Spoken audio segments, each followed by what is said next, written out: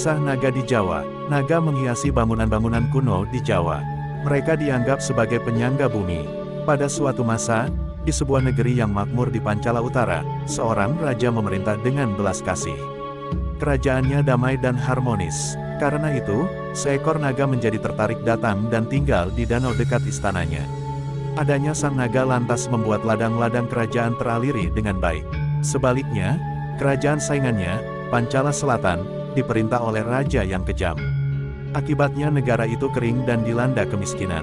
Perilaku Baginda takkan membuat naga manapun mau memberkati alam, kata menteri kepada sang raja ketika mereka pergi berburu dan melewati desa-desa. Raja pun bertitah akan memberi hadiah kepada siapapun yang mampu membawa naga di Pancala Utara ke kerajaannya. Syah dan pawang ular mulai menenun mantra pemikat sang naga. Mereka menjamin dalam 7 hari naga akan datang. Sang naga merasakan mantra itu dan sulit membebaskan diri. Untungnya, seorang pemburu bernama Halaka tinggal di samping danau tempat ia tinggal. Halaka membantunya membebaskan diri dari jeratan mantra. Sebagai imbalan, sang naga memberinya kemampuan ajaib. Pemburu itu takkan gagal menjerat mangsanya. Cerita tentang naga itu membuka kisah Pangeran Sudana dan Bidadari Manohara dalam relief Avadana di dinding Candi Borobudur. Menurut John Miksik dalam Borobudur, Golden Tales of the Buddhas, baik dalam tradisi Buddha maupun Hindu, naga dikenal sebagai hewan mistis. Tradisi Hindu acap mengisahkan naga lewat literatur dan kesenian mereka.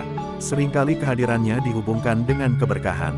Di Borobudur, mereka digambarkan dalam bentuk manusia, namun di tempat lain mereka akan muncul dalam bentuk asli sebagai hewan. Kata naga sebetulnya berasal dari bahasa Sanskerta. Arti harfiahnya ular. Namun, di Jawa, naga lebih merujuk pada dewa ular.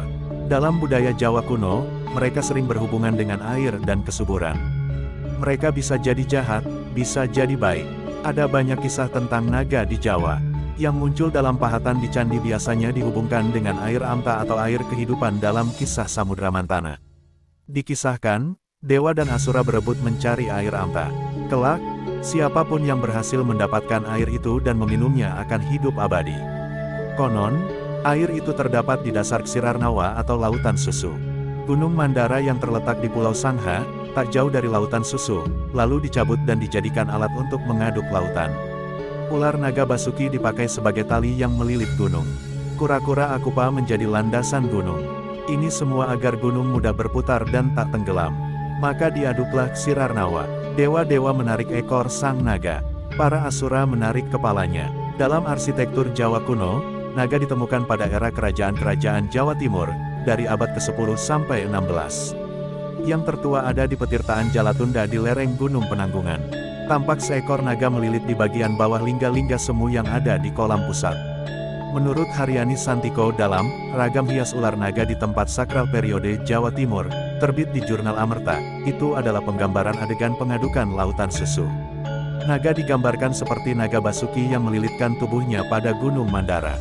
Naga juga ditemukan di salah satu candi dalam kompleks Percandian Panataran, Blitar. Disebut Candi Naga karena punya relief seekor naga besar yang menghiasinya. Sang naga disanggah 9 dewa yang berpakaian mewah. Di kompleks Panataran itu ada pula 3 bangunan yang disanggah oleh naga. Ukurannya besar-besar. Setiap bangunan disanggah oleh 8 ekor naga. Keterkaitan dengan cerita Samudra Mantana, selain bangunan disanggah naga, pada kaki candi teras ketiga terdapat arca Garuda dan kepala naga bersayap berselang. Seling keliling candi, lalu di Candi Kidal, hiasan sepasang naga jantan dan betina, terlihat di ujung pipi tangga candi.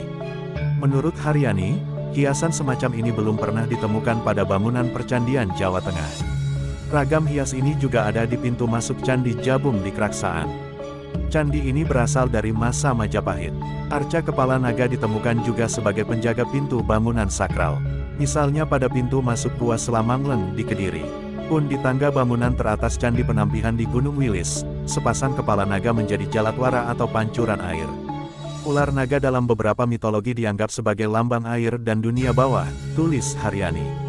Naga juga muncul dalam kisah terkenal, Angling Dharma atau Aridharma. Pada pembuka kisah, Prabu Aridharma yang sedang berburu di hutan memergoki Nagagini bermesraan dengan ular tampar. Nagagini adalah istri gurunya, Raja Naga. Sang Prabu merasa perilaku Nagini tak pantas. Dia pun menarik busurnya untuk membunuh ular jantan itu. Naga Raja berterima kasih kepada Aridharma dan menganugerahinya ajian memahami bahasa binatang. Kisah Aridharma banyak versinya, salah satunya tergambar pula dalam relief Candi Jago di Malang. Haryani menjelaskan, dalam beberapa mitologi, naga seringkali dibedakan secara fisik dari ular biasa.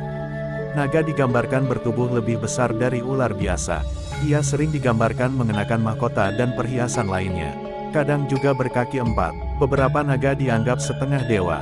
Ia dianggap penyangga bumi, misalnya ular naga Anantaboga, ular Sesa, ular Basuki. Kitab Udyogaparwa, Agastyaparwa, Tantu Panggelaran, dan Korawasrama juga menceritakan naga. Dalam Udyogaparwa dikisahkan naga berada di Saptatala. Agastyaparwa dari abad ke-11 menyebut ular naga dan kura-kura menyangga bumi. Tantu Panggelaran mengatakan Sang Hyang Anantaboga adalah dasar bumi. Dan Korawasrama dari abad ke-16 menyampaikan kalau Pulau Jawa disangga oleh Badawang Nala kura-kura dan Anantaboga. Dari uraian naskah diketahui tempat tinggal naga ada di dunia bawah Patala. Karenanya naga dianggap sebagai penyangga bumi, tulis Haryani.